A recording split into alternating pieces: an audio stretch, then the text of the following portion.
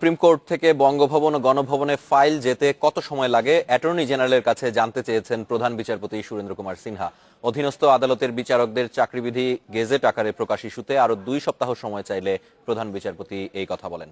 রাষ্ট্রকে আরো 1 সপ্তাহ সময় দেওয়া হয়েছে। বিচারকদের চাকরির শৃঙ্খলাবিধি গেজেট আকারে প্রকাশ ইস্যুতে 4 এপ্রিল সময় আবেদন করেন অ্যাটর্নি জেনারেল। 8 মে পর্যন্ত সময় দিয়ে আদালত বলেছিলেন এরপর আর কোনো অজুহাত শোনা হবে না। সোমবার প্রধান বিচারপতি এস.কে. সিনহার নেতৃত্বে আপিল বিভাগের 5 সদস্যের বেঞ্চে কার্যতালিকার শুরুতে রাখা হয় মামলাটি। শুনানিতে অংশ নিয়ে আবারও সময় চান অ্যাটর্নি জেনারেল। এতে অসন্তোষ প্রকাশ করেন প্রধান বিচারপতি।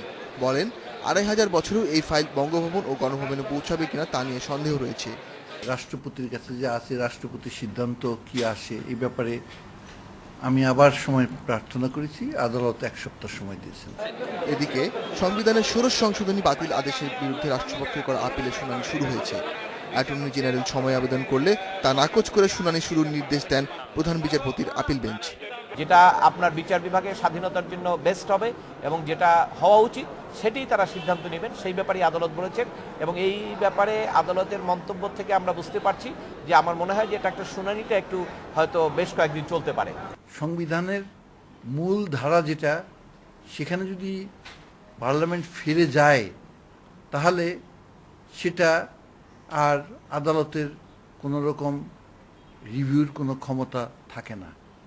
বিচারপতি অপসারণের ক্ষমতা সংসদের হাতে ফিরিয়ে নিতে 2014 সালে পাশ হয় সংবিধানের 16 সংশোধনী। 2016 সালের 10 এপ্রিল তা অবৈধ ঘোষণা করে হাইকোর্ট।